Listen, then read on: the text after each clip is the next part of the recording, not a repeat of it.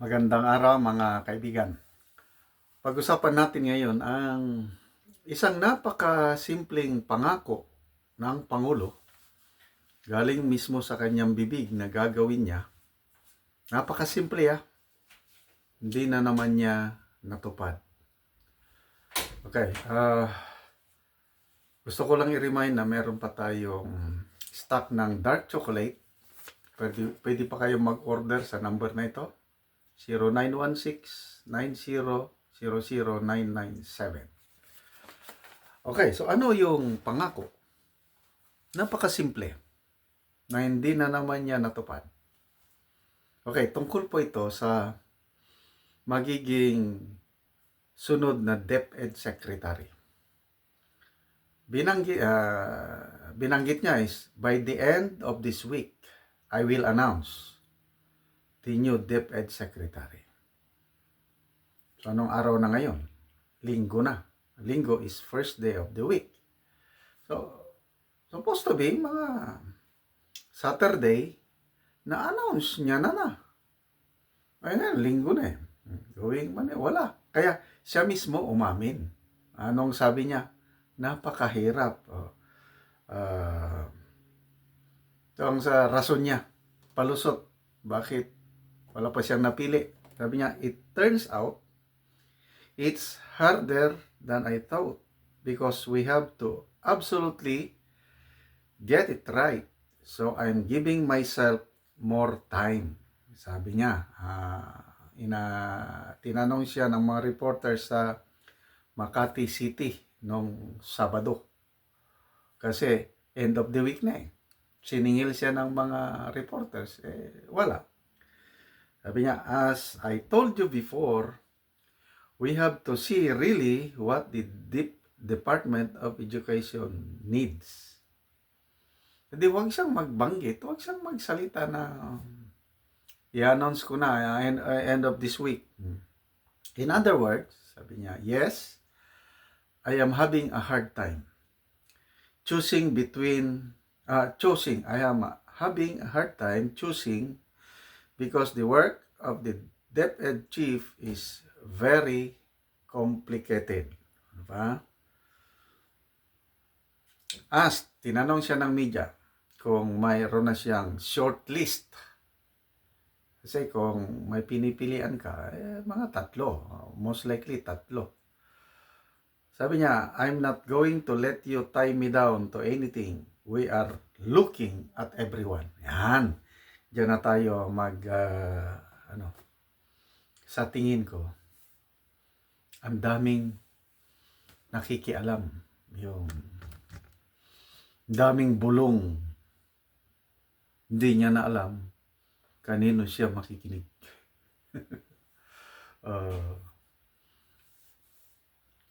Again, opinion ko lang ito. Dito mo na makikita yung yung circle of influence niya sa dami. Tapos, hirap na siya. Kagaya ng nangyari nung bagong upo pa siya, nung nandyan pa si Attorney Vic Rodriguez. Sabi ni Attorney Vic, talagang ang dami daw gustong magpa-appoint. Na yung mga gustong magpa-appoint, wala namang naitulong masyado sa kampanya. Wala. Nandiyan lang sa tabi-tabi. Nung nanalo na, yun na. Nagdagsaan na yung mga appointments. Sana yan. Michael Ma.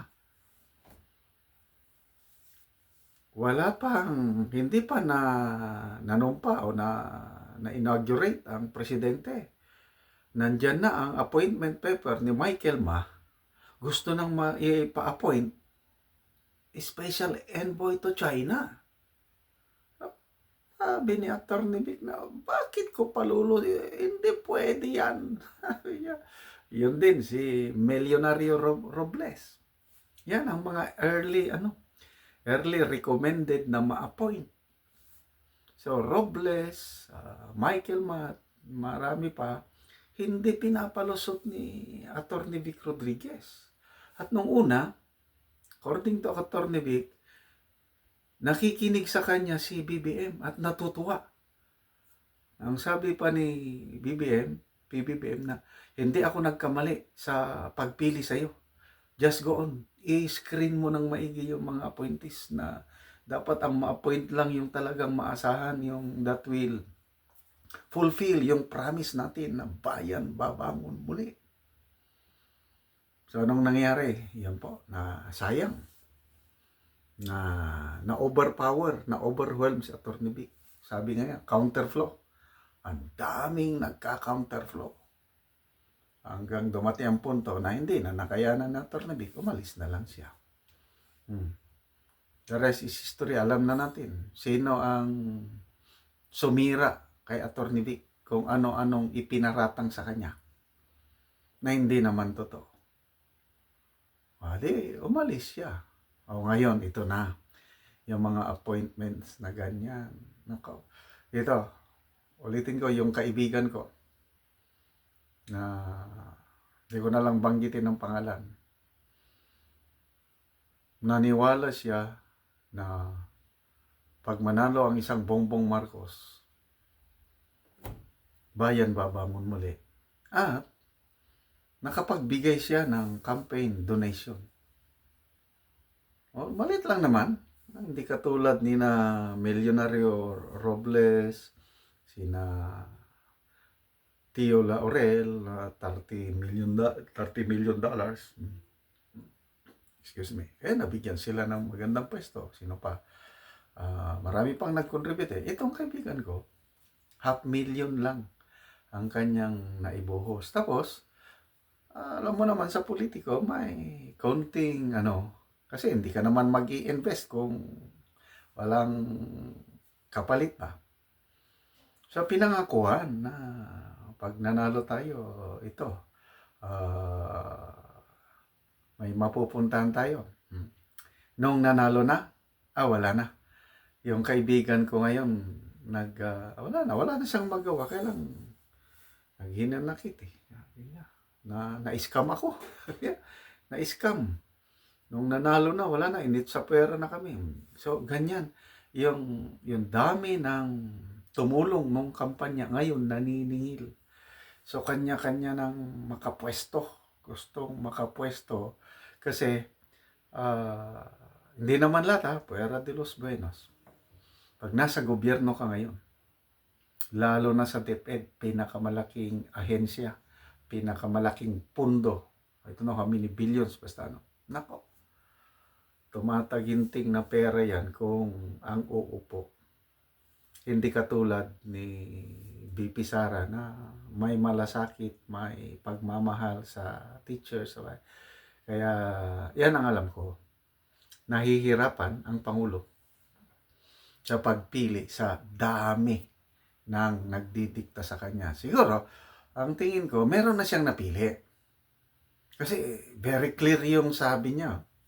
Okay, I will make the announcement end of this week. Very clear. Sabi ko, wow, okay, meron na. Bakit ngayon? Nahirapan ako. Baka may mas malakas na bulong na ayaw niyang hindian. Ayoko niyan. Pag hindi mo ako sinunod, makakatikim ka. Kaya nahirapan siya ngayon. So, sino kaya ang susunod? May binabanggit lang ito, binabanggit. Ang isa daw na pinagpipilian itong si Senator Angara. Dahil daw siya sa chairman ng EDCOM, Educational Commission, something like that. So, yan ang mga lumulutang. Senator Angara, pwede rin si Senator Gatchalian. Kasi si Senator Gatchalian ngayon is chairman ng Committee on Education sa Senado. Ibig sabihin, nakafocus siya sa edukasyon. At ito nga, naghihinayang si Senator Gatchalian sa pag-resign ni BP Sara. Pinupuri niya ng todo si BP Sara Sabi niya, maganda ang nasimulan namin ni BP Sara. Paano na ngayon ang pagpapatuloy na nag-resign siya? So,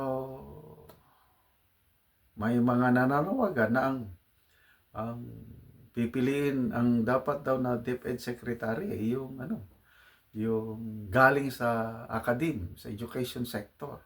Sabi naman ni BP Sara, walang ganyang there's no law requiring ng DepEd Secretary galing sa education sector. So, again, bahala ng Pangulo. Basta, napaka-importante ang edukasyon natin na bumaba na ng gusto ang quality ng education. Napakalaking problema na natin sa edukasyon.